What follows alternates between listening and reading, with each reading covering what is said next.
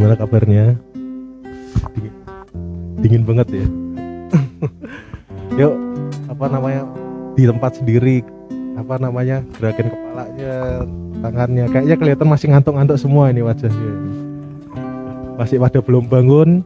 Kita tarik nyawa kita yang ada di atas supaya masuk ke dalam. Hari ibadah pertama loh ini, pertama onsite, tapi tetap dengan protokol kesehatan. Gimana? Selama setahun ya kita sudah tidak ketemu lagi. Sekarang seneng ya pasti ya, cuman tetap harus apa ya istilahnya ya, kayak tadi JJ ngeliat Semi pagi-pagi langsung gak tahan duduk di sebelahnya ngobrol. Itu manusiawi sekali ya, bener ya. Nah ya, soalnya sudah lama gak ketemu, terus ketemu sampai biasanya lupa. Oke, jadi selamat datang di ibadah pertama. Hari ini kita mau belajar mengenai apa? Oh, ada teman baru 2 ya. Yang satu Sharon. Berarti 3 berarti. Sharon, kamu siapa? Ya, Sharon, kita kasih tepuk tangan dulu buat Sharon. Selamat datang Sharon di Teens. Terus satunya yang JJ, oh Leona. Oh. Tepuk tangan dulu buat JJ. Terus yang kedua Devi, tepuk tangan buat Devi. Selamat datang di ibadah Teens untuk yang pertama kalinya dan perdana onsite. Ya, jadi hari ini kita akan membahas mengenai yang sudah minggu lalu kita bahas bersama-sama. Bukan minggu lalu ya, tepatnya 2 minggu yang lalu. Minggu lalu apa? Masih ingat? Ya, kesehatan bersama Om Ivan, pola hidup sehat. Terus kalau yang minggu lalu lagi siapa yang firman? Siapa yang sharing? Yang sharing? Ayo, udah ikut ibadah suplemen, ayo. Siapa yang masih ingat? Gak ada yang ingat? Ya, yang sharing adalah Ko Yong Yong. Terus tema kita pada pertemuan yang lalu-lalu apa? Ada yang ingat? Ya, diomongin sama Ci Glory, Ko Yong Yong. Terus sekarang saya mau ngomong. Ada yang tahu apa?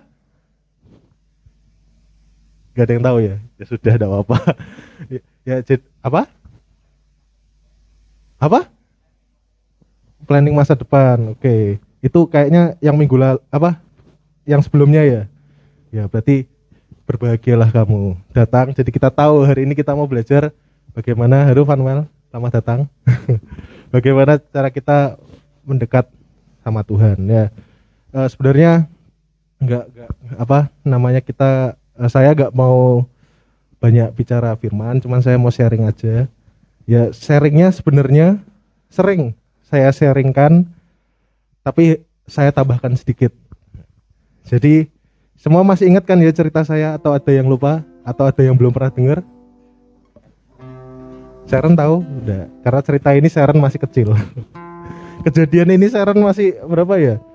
SMP belum lahir malahan, masih di dalam, masih jadi anggota kerajaan surga.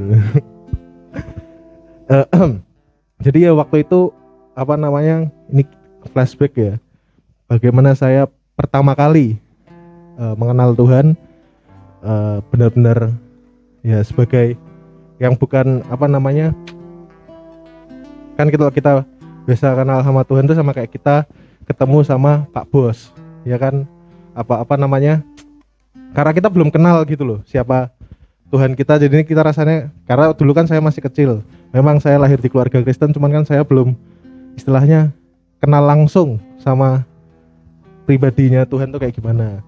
Nah, waktu saya kecil SMP tepatnya, di sini apa namanya, saya kan SMP-nya di sekolah, sebenarnya bukan di SMP-nya sih. Jadi saya kan tinggal di rumah di Jalan Puriajasmoro.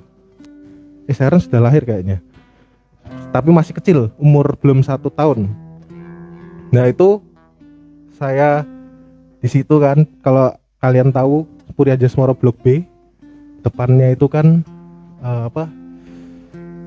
depannya itu rumah warga. Jadi Kalau yang sini perumahan Puri Anjasmoro, yang sana Anjasmoro, udah ada purinya. Jadi ya lebih ke apa namanya, ke anak-anak sekitar lah. Nah zaman dulu belum ada yang namanya mainan COC, mainan FL, dulu belum ada. Dulu itu masa-masa bahagia di mana semua anak tuh dipersatukan oleh mainan tradisional, entah sepak bola di lapangan, layang-layang atau apa. Itu dulu saya masih menjamani, puji Tuhan. Kalian di sini kan, siapa yang di sini masih main layang-layang? Oh, sudah ada. Oh, masih. Lah itu orang-orang zaman dulu itu. Lah kan Tristan kan masih menjamani ya. Berarti yang di sini yang baru-baru belum pernah menjamani layang-layang. Nah, itu asik-asiknya layang-layang. Nah, saya mau cerita di itu kan saya SMP waktu tinggal di situ. Nah, itu saya lupa. Jadi pokoknya intinya saya tuh sering setiap sore, kan mereka kan sebelum maghrib ke apa namanya, main dulu. Bisa lah. Jam main itu biasanya kita selalu main jam 4 sore, reda jam 12 siang. Setiap pulang sekolah kan ya. Kalau zaman dulu. Karena belum ada HP atau apa, jadi kita mainnya benar-benar sama temen. Nah itu kita main. Terus entah kenapa saya juga lupa, tapi apa namanya, saya heran lagi, Sepa sama saya tuh istilahnya dibulinya karena apa namanya ya, saya latar belakangnya seperti itu dan mereka seperti itu, apa namanya ya, istilahnya beda pandangan lah ya. Tapi itu benar-benar parahnya gimana, mereka tidak mau main sama kita. Terus mereka tuh sampai datang ke rumah kita, di depan rumah kita gitu, neriakin, kamu kok bodoh, begitulah istilahnya. Mereka menganggap kayak Kristen tuh suatu hal yang kebodohan gitu kan. Itu berapa ya, 3 hari kalau nggak salah berturut-turut setiap sore di depan rumah kita, saya sama Seva itu di depan rumah cuma bisa gini tok, dia ngeliatin mereka ngece-ngeceni gitu loh. Terus ya sudah masuk, karena ya kita nganggap dulu kita temenan sama mereka gitu loh. Tapi entah kenapa seperti itu, sampai akhirnya papa keluar tuh, terus ngasih tahu, kamu jangan gini, nanti kamu bisa di gini. Akhirnya mereka sudah tidak pernah lagi, maksudnya sampai di depan rumah teriak-teriak kayak gitu loh, sudah tidak pernah lagi kayak gitu. Terus nah berangkat dari situ, ternyata hal tersebut itu saya pikir cuman biasa aja ya, karena saya ya ngerasa biasa, nggak ngerasa kayak tertekan. Ternyata tidak bisa dipungkiri, namanya anak masih seusia kita, SD, SMP, SMA, itu masih namanya benar-benar apa, teman ya, bener deh ya. Jadi benar-benar kayak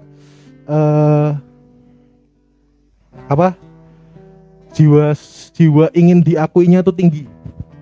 Setuju dah? Jadi kayak kadang orang mencari cara supaya kita tuh diakui sama orang lain, supaya diterima sama lingkungan kita. Nah, itu tuh bekas dari SMP itu terbawa dan kemudian diangkat di SMA. Yang pernah saya ceritakan waktu itu ya, di SMA itu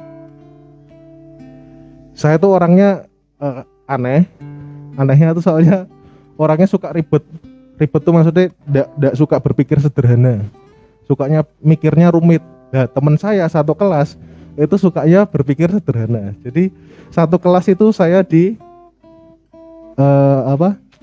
istilahnya dikucilkan, dibully. Jadi mungkin ada beberapa, saya doakan juga ada yang pernah dibully sama teman-temannya ya. Nah itu saya dibully.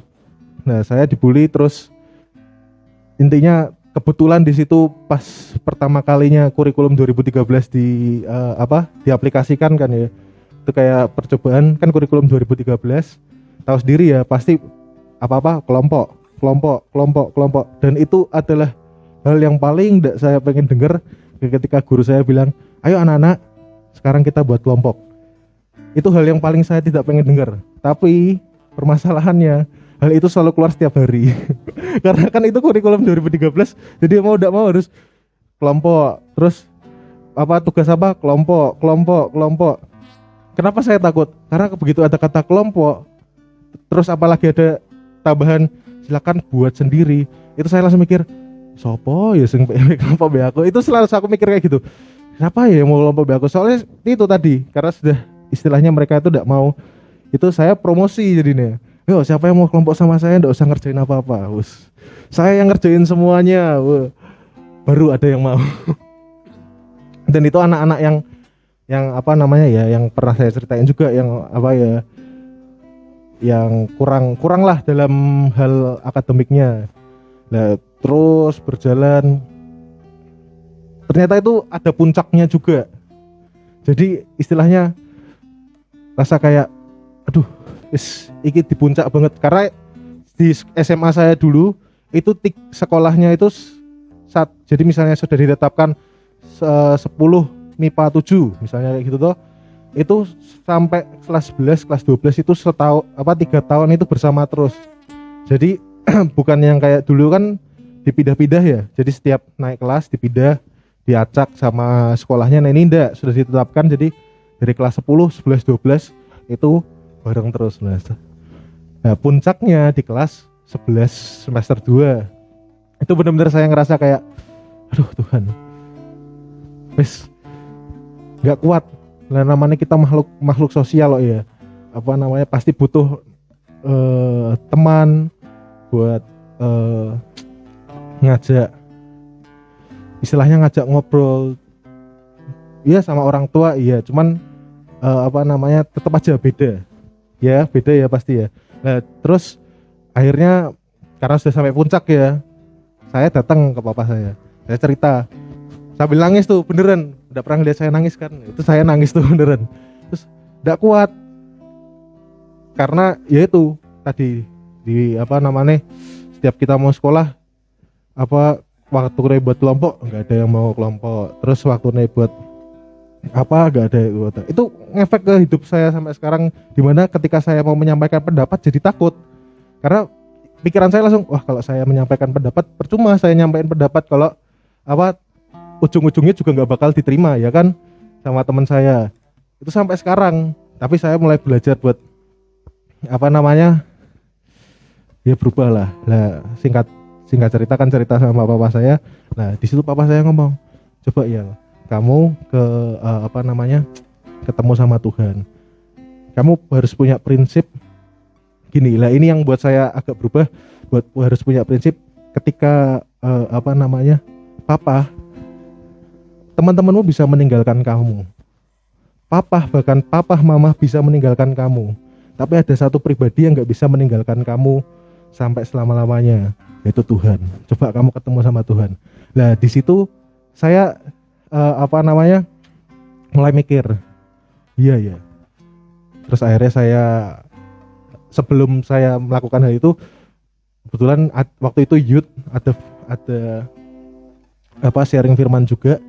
Itu dia yang sharing kalau nggak salah Tante Ailing. Tuh saya ingat banget itu apa sharing tercepat di youth. Karena itu makanya saya ingat banget, karena sharingnya cuman begini, Tuhan itu datang untuk menebus dosa manusia. Tapi ada satu hal yang Tuhan kerjakan yang kadang kita lupakan. Apa? Setelah Tuhan mati, yang terjadi apa? Ya, bait Allah terbelah. Itu menunjukkan kalau Tuhan salah satunya pengen membangun hubungan kembali dengan kita. Di situ saya merasa kayak, oh iya ya. Yang saya rasakan tuh kayak ketika kita menjauh, Tuhan tuh selalu nunggu kayak kapan kamu datang. Tuhan tuh selalu nunggu, ayo datang, ayo mendekat. Tuhan tuh selalu nunggu. Jadi ketika kita merasa kayak tadi, saya merasa kayak gak ada orang yang mau mendengarkan, mau menerima saya merasa kayak mas nggak ada yang mau menerima. Sebelum saya apa namanya ketemu sama Tuhan, itu saya cara melakukan, bahkan sampai saya yang pernah saya ceritakan ya, mulai ngomong kotor, itu baru lingkungan saya di SMA itu menerima saya. Terus tapi justru yang buat saya ingat juga, ada teman baik saya tuh ngomong, "Loh Yal, kamu kok ngomong kotor toh? Biasanya kamu nggak pernah kayak gini deh." Itu aku deg. Akhirnya malamnya saya doa sambil nangis nih, beneran nangis nih.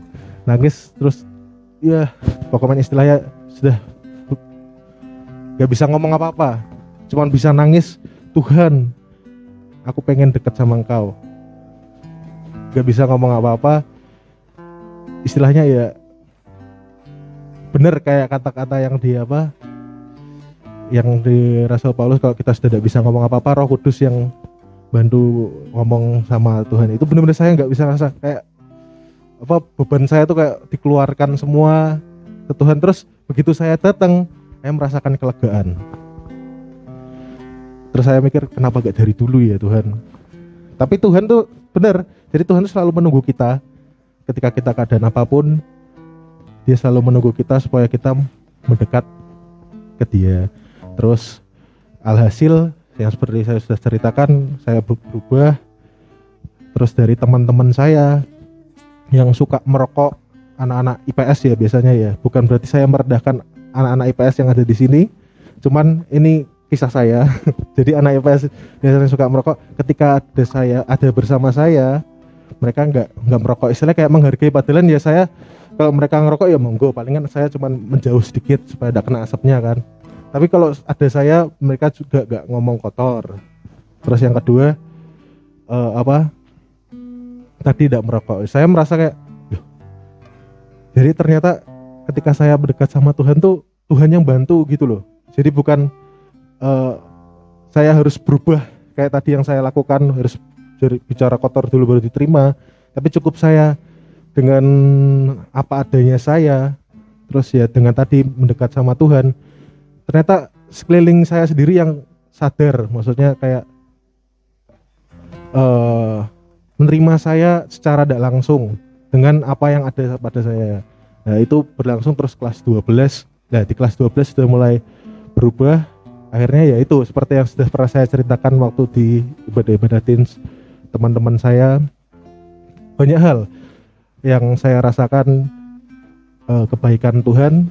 Terus berlanjut mau masuk kuliah, itu saya juga termasuk orang yang benar-benar namanya mengandalkan anugerah itu. Saya kan keterima di jalur undangan toh. Itu padahal ranking paralel saya itu 12 kalau nggak salah. 12 semipa atau sesekolah IPA gitu toh. Menurut saya itu kan ranking 12 tuh nilai yang menurut saya kurang. Jadi menurut saya teman-teman saya tuh kurang, maksudnya jadi saya nilainya kurang tapi bisa peringkat 12, berarti kan sama-sama kurang. Nah itu benar-benar mengandalkan anugerah, karena waktu, tapi ini jangan ditiru ya. Jadi waktu kita input data mau masuk ke mana. Kalau saya memang sudah menetapkan saya mau masuk jadi pendidikan itu kan, karena yang pernah saya ceritakan melihat teman saya itu. Nah saya mikir, pendidikan kayaknya, kalau pendidikan kan bagus IKIP, UNES ya, saya masuk ke UNES. Terus udah ngajuin, itu saya deg-degannya minta ampun, karena yang lainnya tuh belajar, maksudnya istilahnya mereka itu pas ngajuin SNMPTN, mereka juga belajar buat jalur SBMPTN, jalur ujian tertulis. Nah saya tuh enggak, saya tuh pede banget, wis pokoknya senam PTN. Saya tuh kayak cuma enggak boleh ditiru ya. Saya terlalu percaya diri, terus ya pokoknya usut punya usut, hari H ujian itu saya posisi bangun tidur, kan pengumuman jam 5 ya, bangun tidur, terus saya tuh tidak siap. Biasalah orang kalau pengumuman kan tegangnya enggak ampun, 5 kurang 15. Saya nggak kali, saya keluar. Jadi istilahnya saya dari rumah keluar, mau muter-muter, bukanya di gereja, di gereja GRJ itu loh. Biar enggak ngagetin papa mama tuh, maksudnya biar tahu dulu biar bisa menyimpan kekuatan dulu. Terus pas keluar, lucu. Jadi pas saya keluar itu kalau kita mau ngelihat nilai ngelihat ujian kelulusan itu kan ada nomor pendaftaran ya.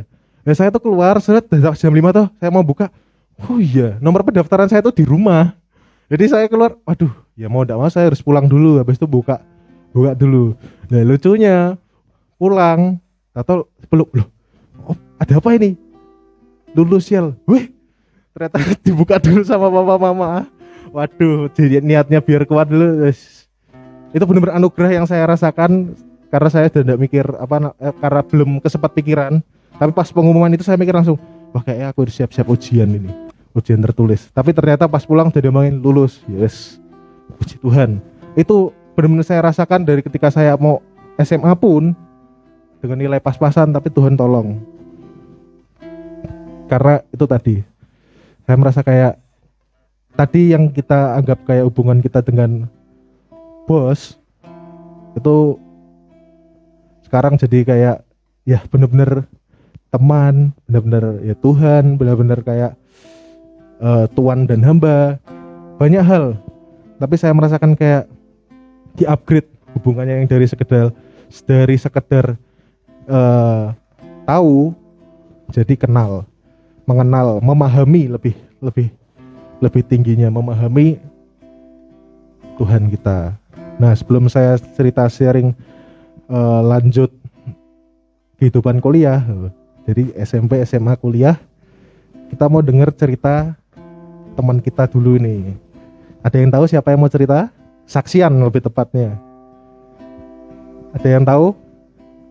Ya, Cik Glory. Oh, udah. Kaget langsung. Yoyo. Yeay, terima kasih tepuk tangan. Yoyo mau kesaksian.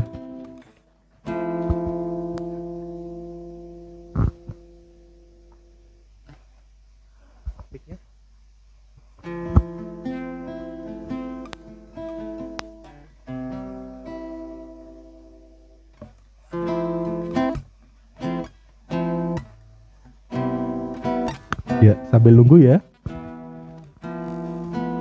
Gimana kabarnya Yo? Gak kedengeran kalau jawab juga.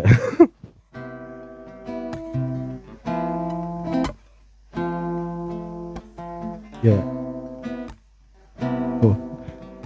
Oh ya. Ya, jadi kita akan mendengarkan kesaksian dari Yoyo. Selamat mendengarkan. Tes. Oh iya. Aku ditinggal nih. Cuma perkenalan dulu, saya Yoyo. Halo juga, halo. Tadi kan sudah mendengarkan sharing dari Iyal.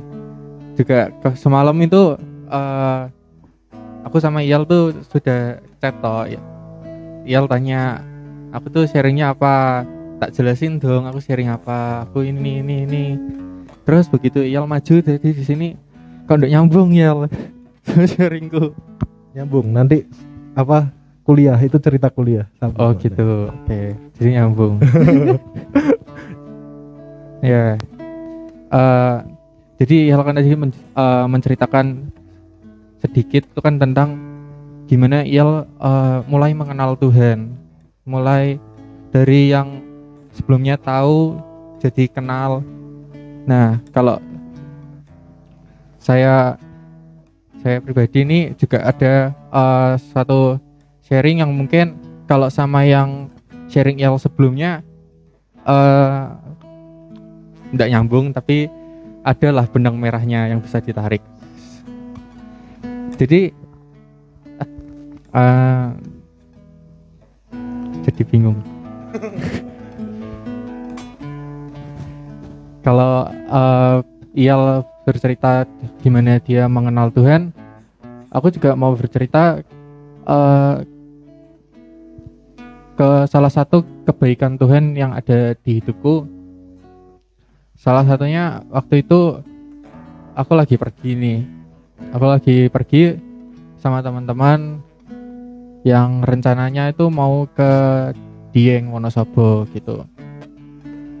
Nah, karena pergi ke sana kebetulan aku nih yang ya dibilang agak sial ya, dibilang agak apa kebagian disuruh nyetirin semua gitu.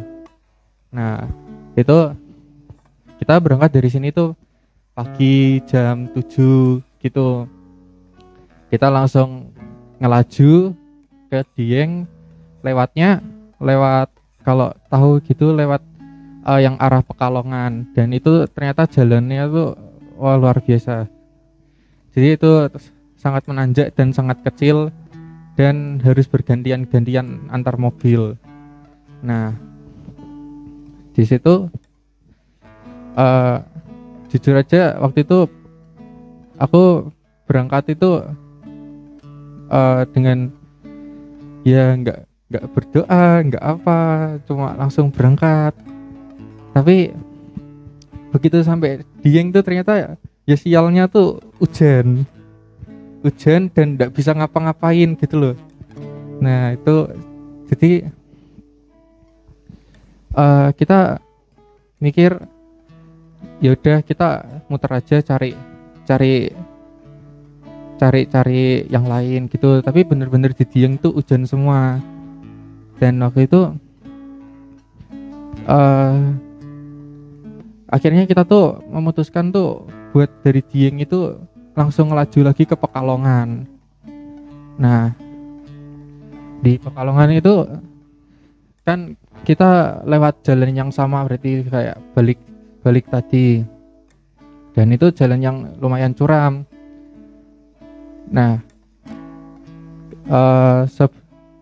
waktu aku lagi nyetir itu aku udah ada pikiran apa-apa, cuma tiba-tiba aku papasan sama mobil, dan kebetulan tuh kayak ngeremnya susah gitu memang, karena kan mobil dipakai dari pagi ngelaju terus sampai siang itu emang mobilnya nggak berhenti, memang sama sekali nggak berhenti.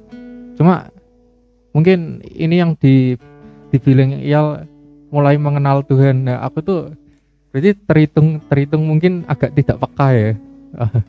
Jadi begitu mobil waktu aku papasan susah berhenti itu, sebenarnya itu kan aku aja yang nggak peka buat istirahat dulu, makan dulu, apa ngapain kayak.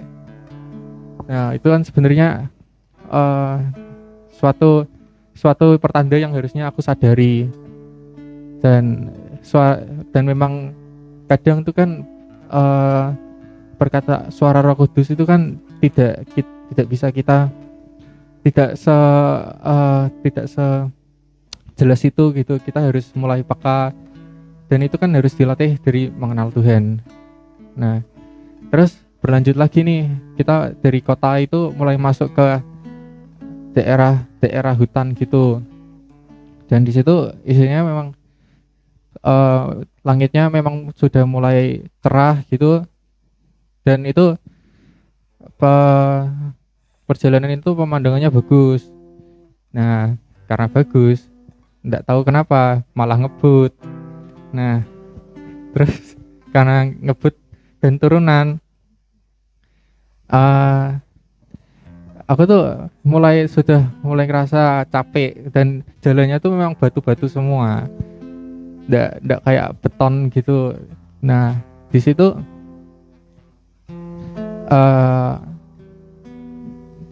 emang di situ sepi, dan aku tuh tiba-tiba bilang ke teman-teman, yuk kita berhenti yuk. Tapi memang tempatnya tidak memungkinkan untuk berhenti karena isinya turunan semua. Nah di situ memang tiba-tiba aja ya nggak tahu kenapa aku ngerem tuh sudah dalam, dan aku kok ya nggak bisa berhenti. Terus aku sudah mulai narik handbrake itu juga sudah ketarik juga dan nggak bisa. Aku cuma bilang ke teman-teman, kok mobilnya nggak mau berhenti ya. Terus temanku juga kayak cuma toh gitu.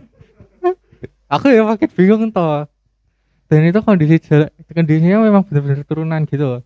Apalagi kalau itu sebenarnya tuh sejujurnya kalau pakai Matic ya, Matic kalau tahu Toyota itu kan ada D2 D3 kalau Toyota. Nah, aku tuh udah masukin D2 itu biasanya itu kerasa engine brake, kerasa kayak gitu. Kenapa kok? Iya toh. Nah, di situ entah kenapa waktu itu tuh walaupun nggak kerasa banget engine brake-nya, malah makin melaju kenceng gitu. Ya udah aku ya panik, cuma panik dan aku bingung nih, yang sebelah kananku ini jurang, yang sebelah kiri itu ya kayak tebing naik gitu. Aku bingung mau tabrakin mana toh. Aku cuma sampai bilang ya ini ya, cuma bilang Tuhan tolong aku, Tuhan Yesus tolong aku. Dan itu aku teriak tuh cukup keras ya. Dan padahal ya kita tahu sama-sama mungkin enggak di semua circle kita tuh kita bisa berkata dengan lantang dalam nama Tuhan Yesus gitu kan. Pasti kalian kan enggak di semua circle kalian berani kan. Kayak suatu saat kan cringe juga kan, kayak awkward banget tiba-tiba dalam nama Tuhan Yesus gitu kan.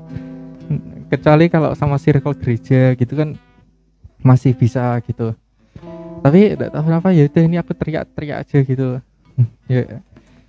Dan terus cuma di situ tuh waktu apa istilahnya, meluncur apa itu, tidak bisa mengerem itu di turunan tuh cuma ada satu motor. Terus sudah tak klaksonin gitu, akhirnya untungnya dia peka gitu, minggir gitu. Tapi di situ aku tetap masih bingung, tetap masih bilang Tuhan tolong aku, Tuhan tolong aku. Itu sambil aku bingung tak tabrakin mana yang empuk, ndak ada kebun teh, ndak ada apa. Tapi serius kan, mau tak belokin pinggir sini kan naikan gitu, tapi nanti guling. Jadi aku itu, jadi turunan lumayan panjang itu, dia cuma diarah-arahin tok gitu sambil teman-teman teriak-teriak, yo gitu. Terus entah kenapa setelah beberapa lama itu aku melihat sebuah keajaiban. Di situ tiba-tiba itu ada kebun teh. Lah ini kan sasaran empuk toh. Nah, ini kalau tak tabrakin kebun teh itu udah paling tepat karena kan isinya ranting-ranting semua gitu loh. Nah, ternyata begitu aku mau belokin ke kebun teh, jadi itu kan di antara jalan batu-batu itu kan sebelahnya kan tanah. Kan mau ke kebun teh itu kan tanah kan berarti. Nah, entah kenapa mobilnya itu malah kepelintir. Jadi dia turun malah belok ke kiri karena bannya kan jeblos ke tanah satunya ke batu-batu. Jadinya malah belok. Nah, begitu belok, lah panik toh. Panik gak?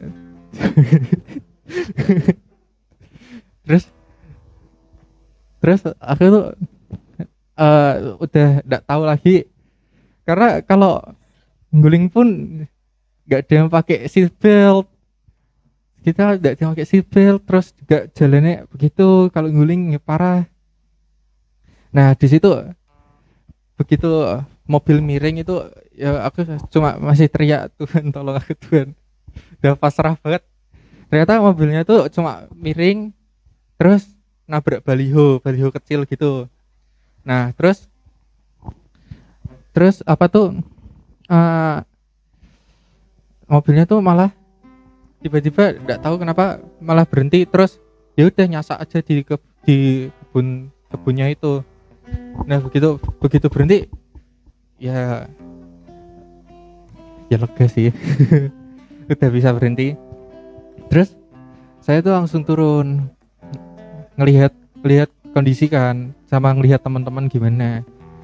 Untungnya teman-teman tuh juga ya biasa-biasa aja, cuma mungkin karena mereka kan kebetulan tuh yang di belakang tuh tidur. Nah jadi dia itu agak nggak tahu apa-apa gitu. Nah jadi dia itu kayak begitu bangun ya nggak apa-apa, nggak panik, nggak apa, cuma tiba-tiba selamat aja gitu. Begitu terus dengan kondisi yang ekstrim begitu, bahkan mobil pun itu rusak itu cuma sedikit karena nyasak ke kebun teh itu kan, cuma kena di bagian belakang yang nabrak baliho, itu juga nggak terlalu bermasalah. Sama ya kena kebun teh itu bumpernya doang rusak, dan sampai situ ternyata begitu turun dan tak cek itu, ternyata kenapa bisa terjadi begitu ya karena kesalahanku sendiri. Cuma karena kesalahanku sama sekali nggak istirahat kan dari pagi sampai sore, dan rem itu kan kalau dipakai terus kan panas, karena dia panas memuai jadinya itu rem itu blong gitu. Nah tapi walaupun itu kesalahanku, kadang itu Tuhan itu tetap mau menolong gitu loh, karena ya kita mengenal dia. Begitu aku bilang Tuhan tolong aku, Tuhan mana sih yang nggak mau denger? Tuhan pasti mau denger lah, apalagi kita terus kalau cuma dia yang kita sebutkan, berarti kita sudah mengandalkan dia pasrah 100% dan kita tidak bisa bertindak apa-apa. Dan menurutku di situ salah satu benefit, bisa dibilang benefit ya, salah satu benefit aku mengenal Tuhan itu, salah satu kecil aja di panjangnya hidupku. Di situ aku bersyukur, dan ternyata begitu aku berhenti dan turun itu banyak orang, satu orang mulai datang itu cerita ke aku, kenapa Mas belum ya? Kemarin ini baru aja ada yang belum juga di sini, tapi masuknya ke jurang dan itu emang rusak parah. Tapi kebetulan nggak ada yang meninggal. Ya bu, kebetulan sih, puji Tuhan nggak ada yang meninggal. Nah di situ aku juga makin ngerasa, wah ya Tuhan sangat-sangat menolong aku pasti. Padahal itu juga kesalahan dan keegoisanku sendiri yang mau ngelaju, karena aku cuma merasa ndak puas dengan tempat yang pertama gitu, terus aku ngelaju lagi tanpa berpikir panjang. Tapi begitu ini bercerita selanjutnya, terus begitu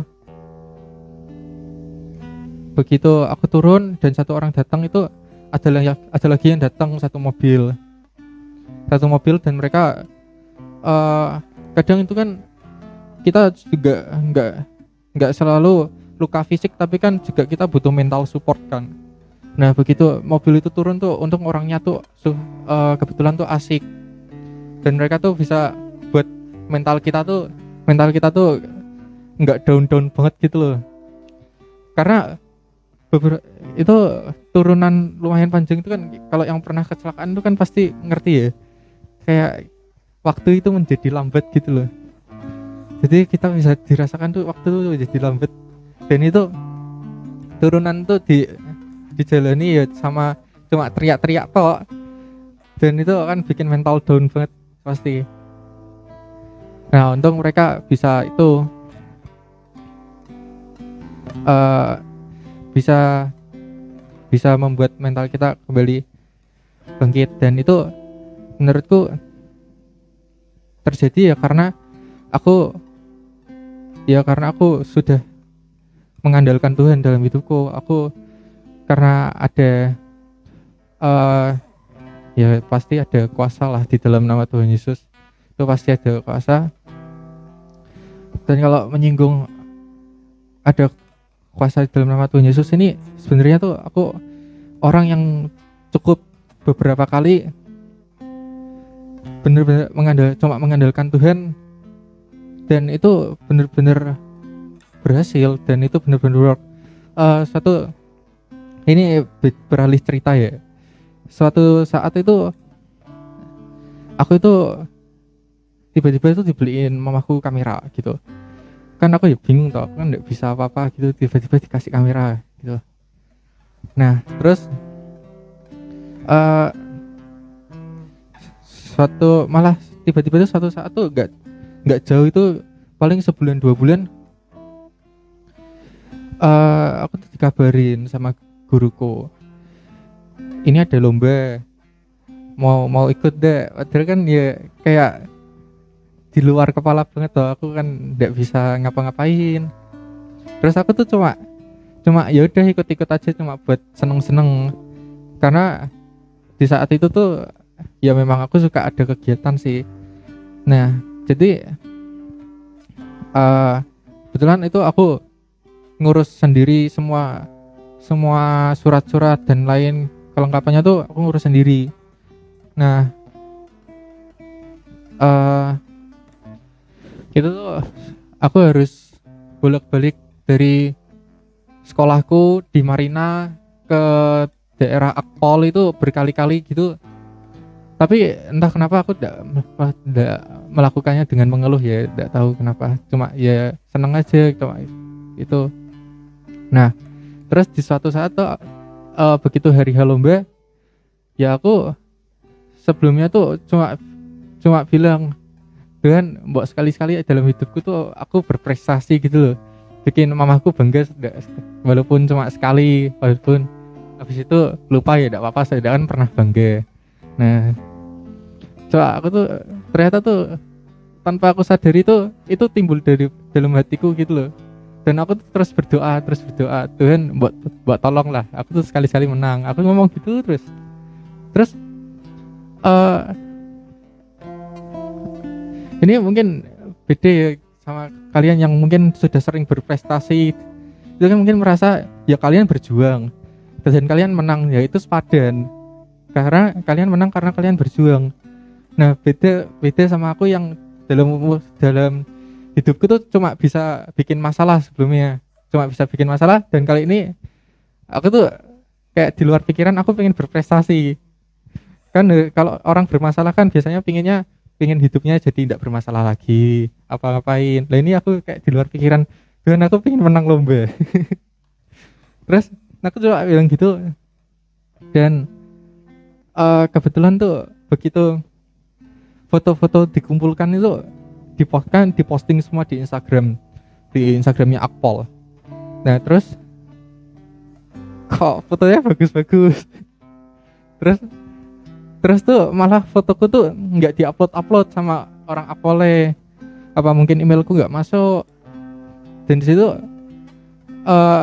aku tuh pergi makan sama mamaku sama sekeluarga itu, aku cuma diem tok, cuma mikirin kenapa fotoku udah diupload, apa aku salah. Terus aku ya sedih, padahal kayak itu kan ya nggak tahu kenapa ya, mungkin aku karena aku sudah berjuang makanya aku sedih, atau gimana aku juga nggak tahu. Nah tapi kebetulan tuh cuma aku yang ngefoto jadi itu kan banyak lomba. Nah cuma aku ini yang ngefoto lomba basket, jadi ini aku yang paling berbeda dari yang lain. Nah karena aku ngefoto lomba basket sendiri, ya puji Tuhan bisalah menduduki juara. Dan di situ aku kayak di luar pikiran banget, aku wih, ya balik lagi kayak tadi ya, kayak kalian kan mungkin kalau sudah kalian berjuang terus kalian berprestasi itu kalian seneng, tapi cuma kan karya kalian juara karena kalian berjuang kan, karena kalian ya memang sepadan dengan kemampuan kalian. Tapi kalau aku kan cuma bener-bener ya mengandalkan Tuhan, cuma bilang Tuhan aku pengen menang, Tuhan aku pengen menang, dan kebetulan dikasih gitu, dikasih ya buat menyenangkan diriku ini sesekali. Nah itu ada itu ya 2 cerita singkat di hidupku yang benar-benar aku tuh cuma pasrah sama Tuhan. Tuhan, tapi Tuhan itu juga selalu mau memperhatikan aku gitu, memperhatikan dan mau mendengar semua doa-doaku gitu. Ya itu aku dapatkan karena aku mengenal Tuhan gitu. Jadi itu sedikit cerita singkat, dan sekarang aku kembalikan lagi ke Iyal. Ye, kasih tepuk tangan buat Yoyo. Ye. Ya, jadi itu ceritanya luar biasa ya. Nah, saya hanya mau nambahin sedikit. Jadi ya seperti yang tadi dialami Yoyo, bagaimana salah satu cara kita untuk mendekatkan sama Tuhan yang saya alami ya. Maksudnya dari cerita Yoyo juga berkesinambungan. Jadi ketika kita mau ketemu sama Tuhan, hal yang pertama yang kita bawa itu adalah ucapan syukur kita. Kebaikan Tuhan itu kan banyak banget. Contoh seperti Yoyo tadi, Yoyo sampai sekarang ada kan berarti salah satunya selamat dari kejadian yang sudah dialami di Dieng. Kalau saya kan yang seperti teman-teman tahu yang tahun 2018 jatuh, kantem mukanya, terus jatuh, kena kakinya, terbukti sampai sekarang kan masih ada. Itu jadi salah satu kayak yang lagu tadi dia ambil, betapa ajaib dan dahsyatnya Tuhan kejadianku. Itu benar-benar jadi setiap kejadian kita dalam hidup kita itu bisa kita pakai buat untuk mendekat ke Tuhan. Tuhan itu baik. Kalau sampai ada kebaikan Tuhan yang enggak kalian rasakan, misalnya kayak gak ada, Tuhan tuh tidak bayar sama aku apa-apa, ada kebaikan yang enggak pernah hilang gitu tadi, bahwa Tuhan itu menyelamatkan kita dari dosa, itu sudah kebaikan yang tak tertandingi lah. Dan saya mau ngajak kita sebelum mengakhiri nyanyi lagu yang terakhir ini, tapi dengan pengertian bahwa Tuhan itu baik. Bahkan bisa sampai saya sebesar ini, Tristan bisa sampai kuliah, terus dan banyak hal lah, Om David bisa sampai sekarang ini, itu kan juga semua karena kebaikan Tuhan. Kalau kita nginget kebaikan Tuhan sambil kita datang ke Tuhan, pasti hal yang kita rasakan beda sama kita datang cuman doa makan, itu beda pasti. Ya mari kita nyanyi sebelum kita akhiri, pakai dia aja enggak apa-apa. Daduh ya. Betapa ajaib dan dahsyatnya Tuhan kejadianku.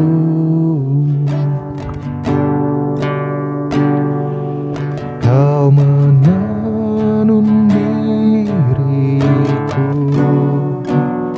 serupa gambaranmu.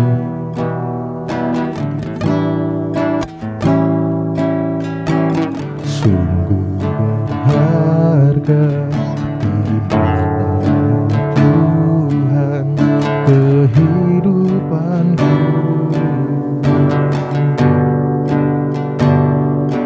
Kau membawa hatiku mendekat erat dengan hatimu. Ku mengangkat wajahku,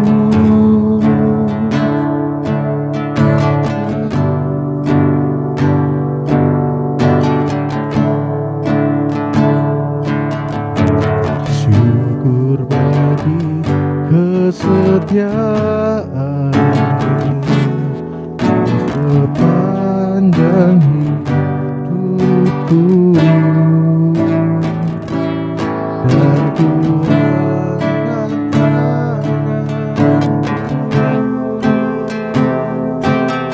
ke tahta kasih dan karunia-Mu, tak sekalipun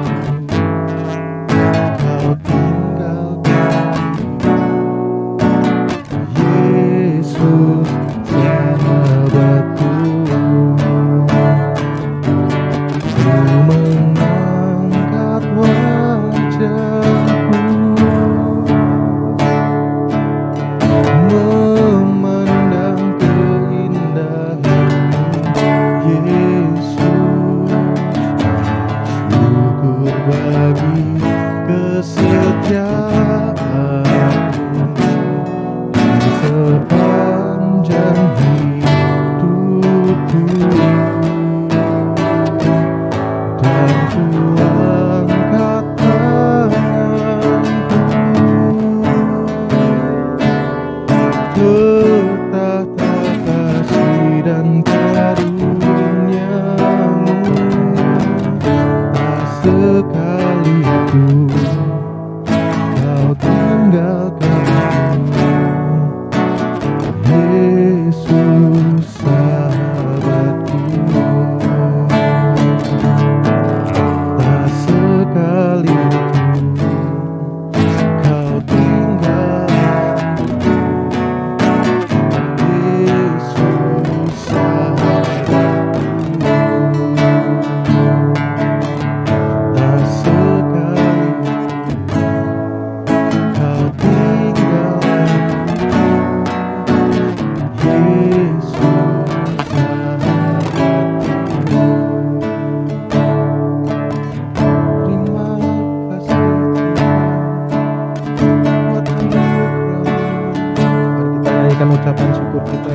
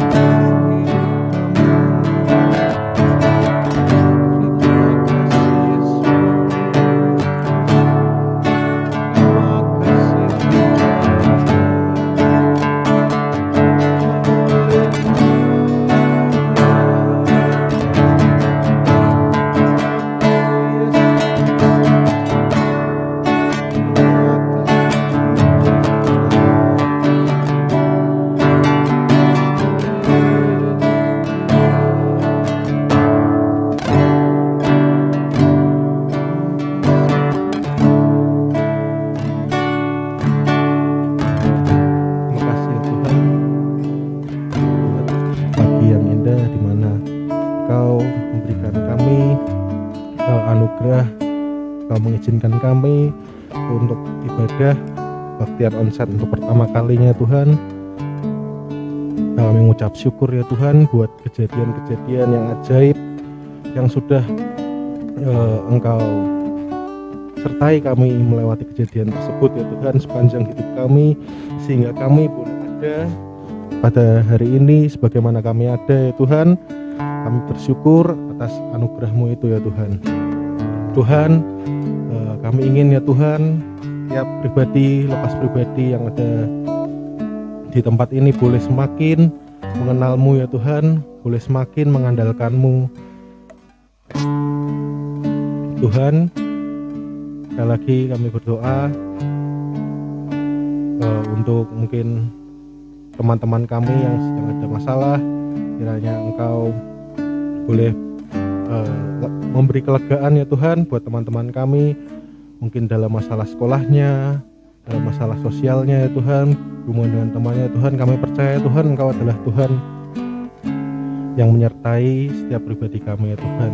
Kami mau menyerahkan hidup kami ke dalam tangan-Mu ya Tuhan. Kiranya semakin hari ya Tuhan, hidup kami boleh semakin berkenan di hadapan-Mu ya Tuhan, semakin boleh memuji dan memuliakan nama-Mu. Makasih ya Tuhan, ampuni segala dosa dan kesalahan kami ya Tuhan. Apabila dalam hari ini maupun minggu ini terdapat kesalahan, dosa maupun perkataan kami, pikiran kami yang kurang berkenan di hadapan-Mu, ampuni kami. Kiranya segala kemuliaan, hormat, kuasa hanya bagi-Mu saja ya Tuhan. Dalam nama-Mu Tuhan Yesus kami sudah berdoa dan mengucap syukur. Haleluya. Amin. Amin.